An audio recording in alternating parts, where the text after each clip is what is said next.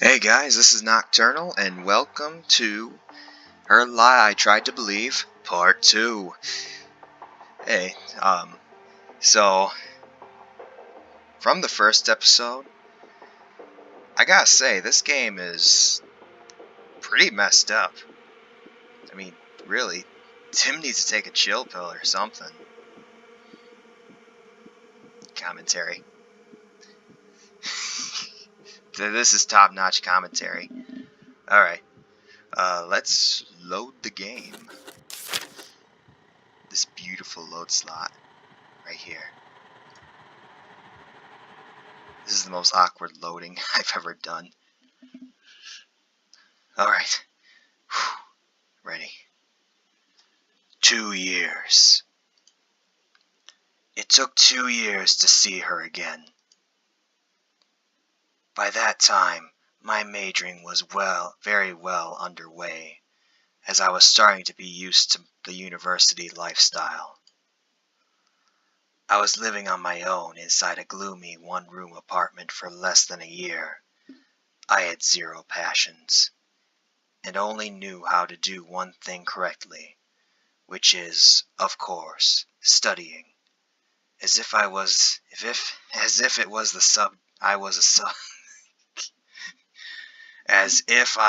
the subject of a curse a long time ago.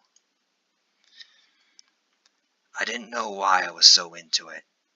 Yeah, I'll probably have a lot of doors up to me in the future.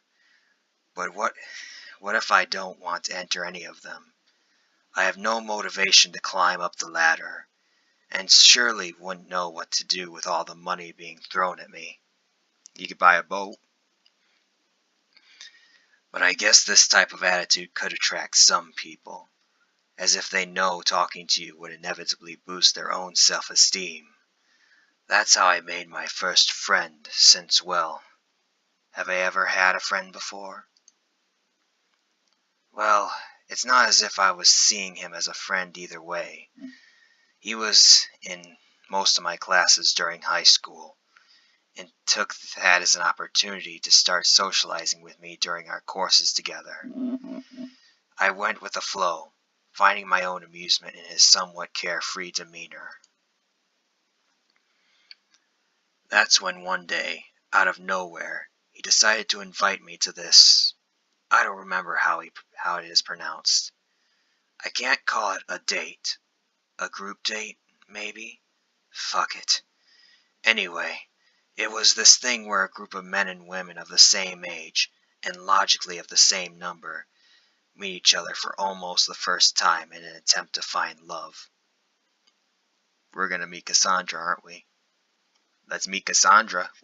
Let's go. It was obviously a cheap excuse for trying to find somebody to empty your load in. Did I read that right? I did. Wow. But whatever. To the point I was in, it didn't matter all that much trying to fuck someone was.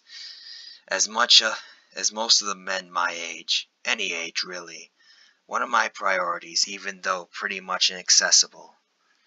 I didn't get out of my way to try and have sex, and that's probably the reason why I had zero sex life. Chill, Tim. So I accepted. He was kinda odd, though. He said to me, "You won't regret it, Tim. I even have a surprise waiting for you." And he would laugh like an imbecile. He was an imbecile. And I only realized what he meant by that when I entered the bar we were meeting at. Nice place.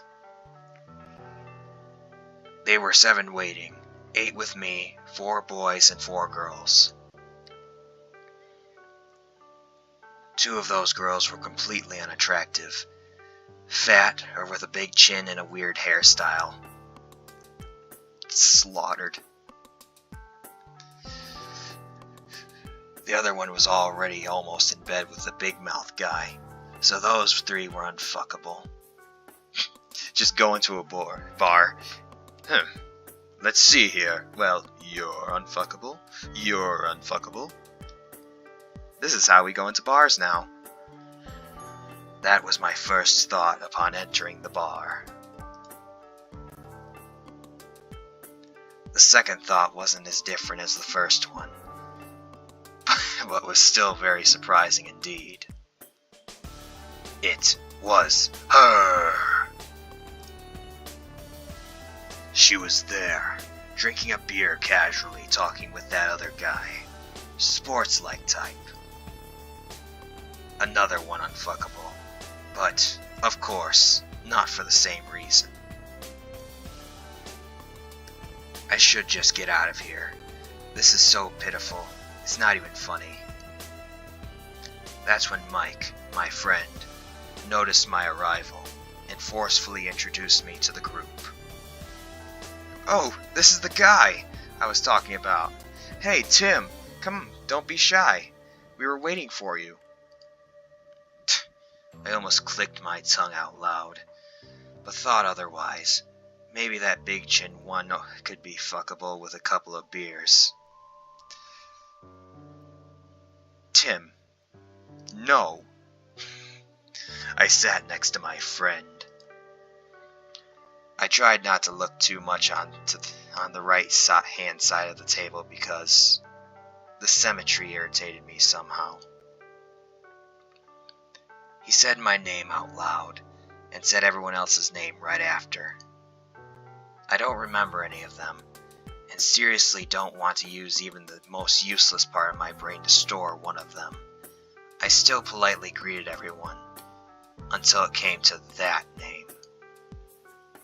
And I could introduce you to Cassandra, but I guess I don't have to, right? I looked at him annoyed. He's clearly happy to introduce her to me, as though me meeting her again would make me happy. Like it's a gift or something. Do I look happy, Mike? Why the fuck does he even know the fact that we already knew each other? I said, yeah, with a kind of scratching of my hair, a bit flustered. Likewise, she didn't look my way all that much and only said, hi, with a voice that could be misunderstood as a whisper. I'm grateful for that, even if I harbored hate for her for the most part of my life, and probably still. The fact that she understood my reluctance to face her was what saved the little composure I had left.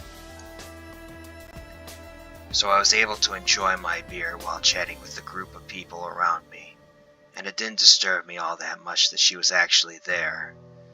It was just that, in the heat of the moment, I didn't know what to think of. I didn't even understand the feeling I had for her anymore. It's called love, sir. I hated her for so long a time that for me it was as though she wasn't even human.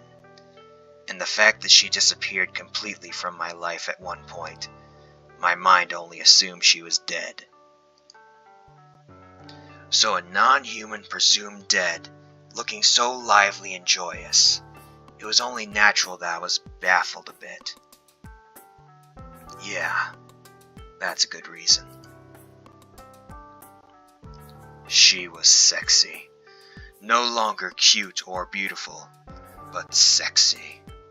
Look at them curves. La la la. She had a blue skirt which underlined well over her overly seductive forms, a black skirt that I couldn't see very well due to the table, and her hair was loose and ended a bit under her chest. Meow. Getting the hots, aren't you, Tim? I tried not to look at her, but it was hard when surrounded by ugly girls. Pwned.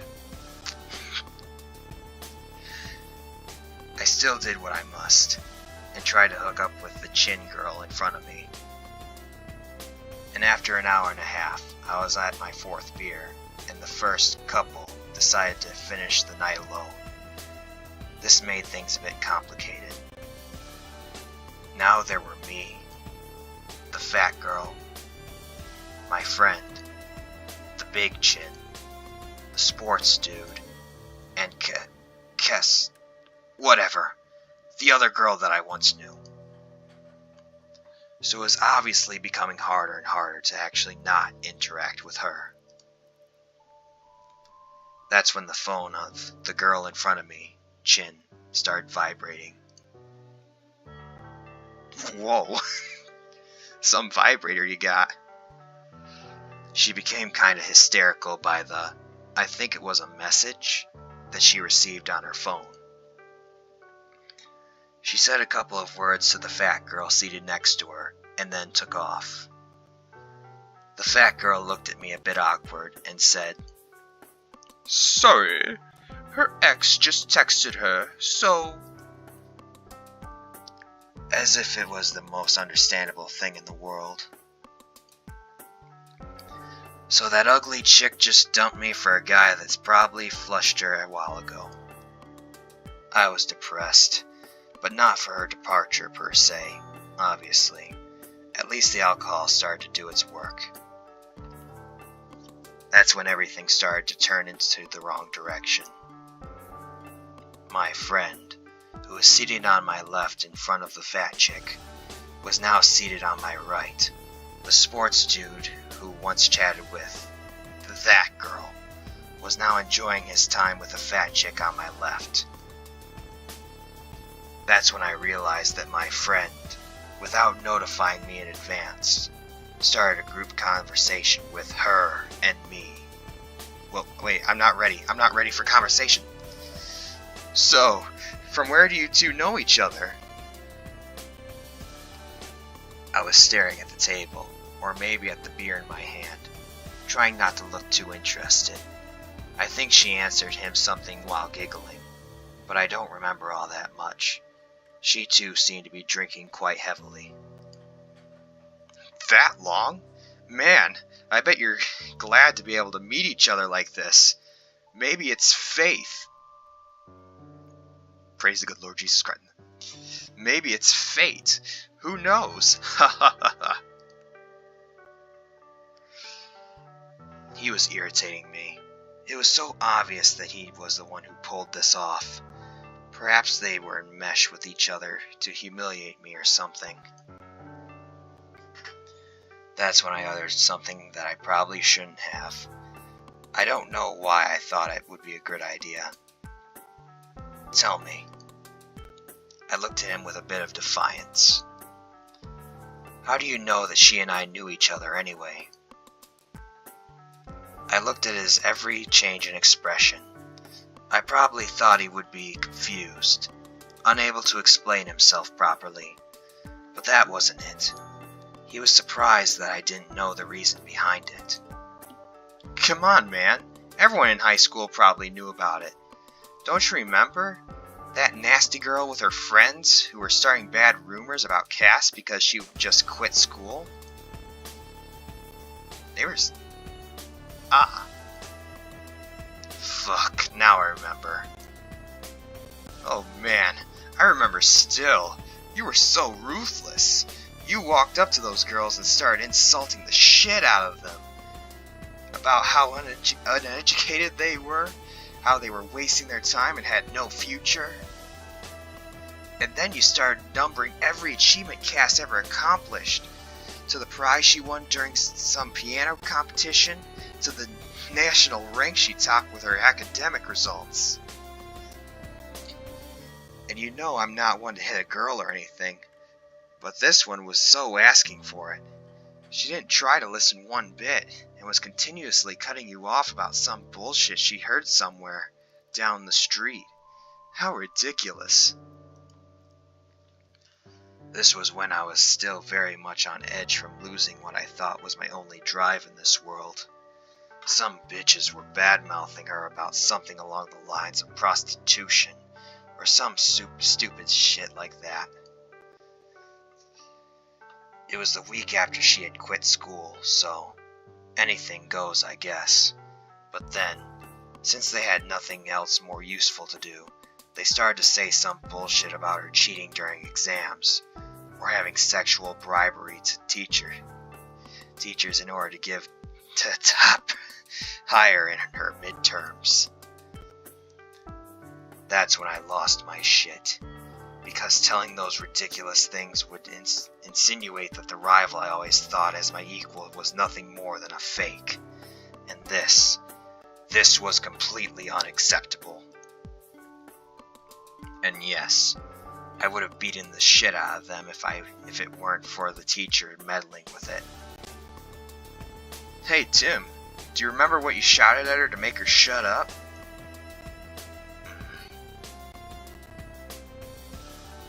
Enough! Even if she prostitutes herself or even cheats during the midterms, it doesn't change the fact that she's way better than the lots of you. At least she achieved everything she ever set herself out to do. You low-life bitches will never understand the meaning of the term achievement as long as you still live in this world. Do you understand? You worthless piece of shit.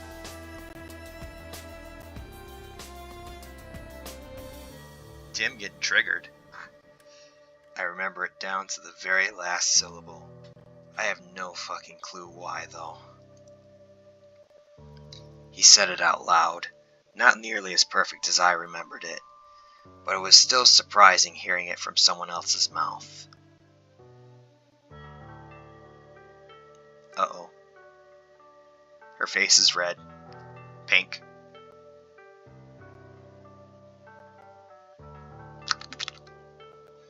I then instantly noticed her blushing by understanding the meaning of those words. This was bad. This was a misunderstanding. I never said this in order to protect her. I said it because at that moment I knew for a fact that you were head over heels for her. And I found it so tragic that you probably never had the chance to say it to her. So you can understand why, when I met with her out of absolutely nowhere at my part-time job. He points casually towards her. I had to try and arrange something out for the both of you. So, that's why you invited me here tonight. I was then at my 5th beer, and I was not what we could call a heavy drinker back then, so I was agitated all right. It was easily concealed by my wasted features, which were naturally more blatant. Yeah, man, what else? We're friends, right? You look so down all the time. I thought this might cheer you up. You didn't have to. Seriously, you didn't have to. You fucking idiot. She wasn't saying anything much. She was looking my way silently, but I couldn't muster the strength to look at her directly. I wondered why she was so silent when he was saying all those things which were directly related to her. Then, oh, that's my girlfriend texting me. Sorry guys, gotta go. Wait, you have a girlfriend? Why are you here then? My useless friend got himself up in a hurry. What? What do you mean? You have a girlfriend? Exactly. What was he doing here then? Yeah, tonight was for you, man. Sure it was. You're touching me. Why are you touching me? He approached me ever so slightly, his breath bringing the stench of warm beer with it, and whispered to my ear. Enjoy yourself, will ya? And with this, he disappeared without a trace. Well, not disappeared, but I was intoxicated to the point where the actions my mind perceived around me were as though they were made in fast forward. Life and time were moving rapidly without my consent. A tongue twister right there. This was extremely awkward. I turned to my left to ask the other two what they planned to do. I desperately wanted to end the night right then and there, but... Hey, have you any idea what the... There was no longer anyone seated there. Noticing this, I looked around me to realize that she and I were the only ones left at the table. They took off 10 minutes ago. Maybe. Or was it 15? For the first time that night, I made eye contact with her. Her face was flush, slightly red by the effect of the alcohol. It would have been visible to a blind that she was totally wasted. I didn't want to speak to her. I didn't want to have another minute wasted in her presence. But social etiquette was forcing me to, at the very fucking least, make sure she doesn't die before reaching her home. Let's get out of here, I said, pretty coldly. She accepted right away. She didn't show any fear of being alone with me, even though we were complete strangers to one another. Want to take a cab? I asked forcefully, but she said, Let's walk for a bit, okay? Alright? I clicked my tongue, but this time I made sure she heard it all right. She didn't mind, or at least, she didn't show it. Whew! We're going on a date! This is great. She had a smile plastered on her face ever since we left the bar, not slightly affected by my cold behavior. She looked happy, irritatingly so. We didn't talk at all. We were completely silent, and it was all right with me. It was all right, until she stumbled a bit on my shoulder accidentally.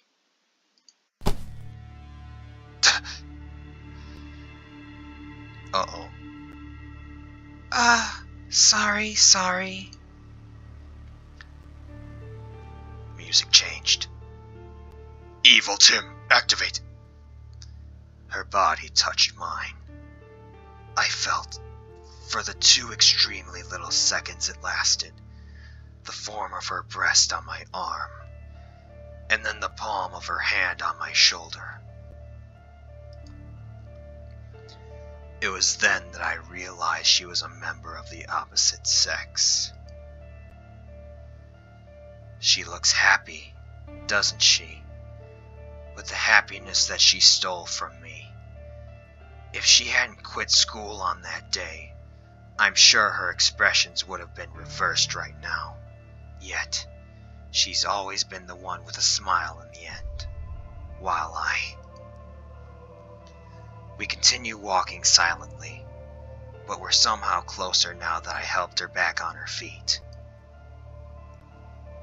Wait a minute. Isn't it that kind of situation? You mean where you hug each other and then you tell each other that you had a good night and you go on a date the next day? Yeah? Anyone?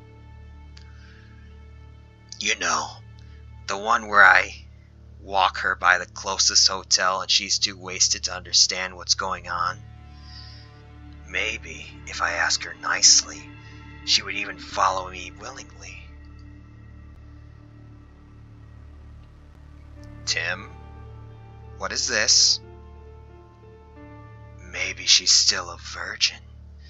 Wouldn't that be wonderful? I couldn't satisfy myself by taking away her pride back then. But what about now? I could probably rape her and take this away from her. That pride, and most of all, that smile. Okay, Tim, okay. We need to talk about this. This is not okay, Tim. Tim, my jeans is starting to feel tight by those simple thoughts. Stop. Cease. Desist. I take another hard look at her. Not a good time, but hard. Yes. What a beautiful body she has. Those hips and those breasts. Even her lips seem obscene right now. It would be a total shame for her to be entirely ruined by a complete stranger. Desist.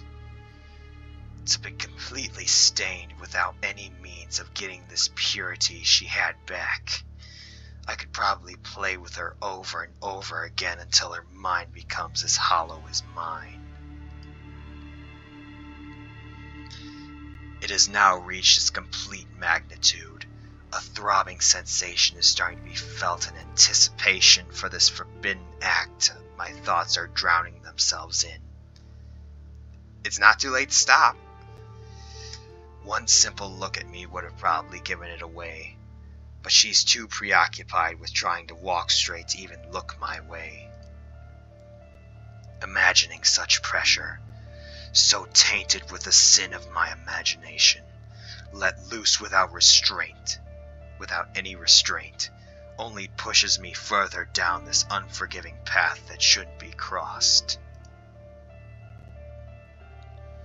But I already decided, didn't I? I'm already fantasizing on her purity, only to increase the pain I would most definitely inflict on her. We can always stop here. Just walk her home, drop her off, and then leave. It's as simple as that. I want to make her cry, realizing she will lose everything she will never get back. At that time, I will lick every last tear from her face until she's completely drained out. My hand approaches her thigh slowly. Cease! Desist! If I can simply get my hand around her to help her keep her balance as an excuse, I could easily control our destination. That moment will seal her fate. And at that time, I will rip away that smile from her perfect face that I always hated so much. Maybe, at the end of the day, I will be satisfied enough to forgive her. Maybe at the end of the day, I will finally become whole again. Tim, no, don't do it. There are young viewers. Think about the children. The only thing I regret is of not acted the part as at the start of the night. If I had faked being gentle and caring, had laughed with her about how young we were back then, I could have pushed her even further down the road of complete hopelessness by betraying even her expectations.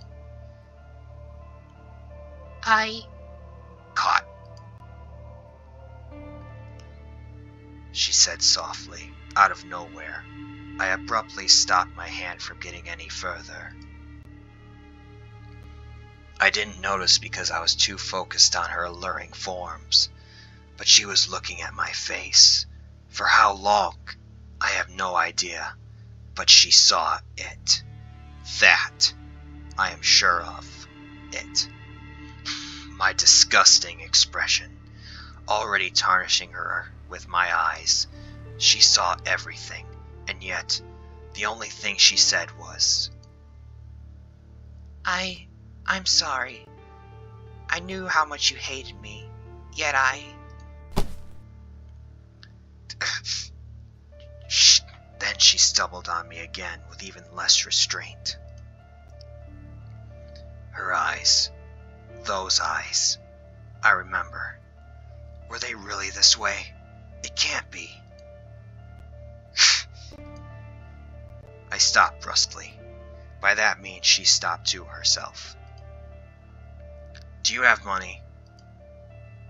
I asked mechanically. Not much, she replied, as if knowing the question would inevitably be asked. Can't be helped. I pulled out my phone and again mechanically inputted a string of numbers. What are you doing? I didn't reply to her. I didn't even look her way. Instead, I Yep, save her from yourself, Tim. Yes, at the intersection of, and... I put away my phone emotionlessly. Tim, I thought it would have been nice to talk for a bit. Don't you wanna? She seems let down. What does this one want from me? Didn't she see my face just a moment ago? Is she that desperate to be raped by some loser like me? I take my wallet out, take the two $20 bills, and shove it in her hand violently.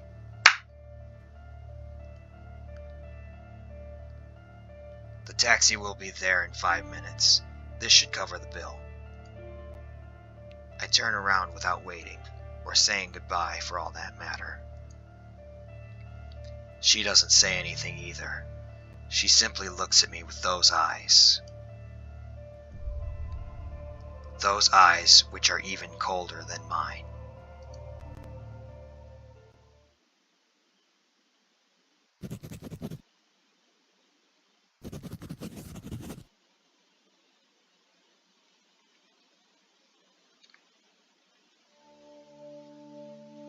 Alright guys, that's going to be the end of this episode. I hope you liked it. If you did, leave a like and subscribe, and comment down in the comment section below. Probably going to record again this next week, hopefully. And yeah, I'll see you guys in the next video.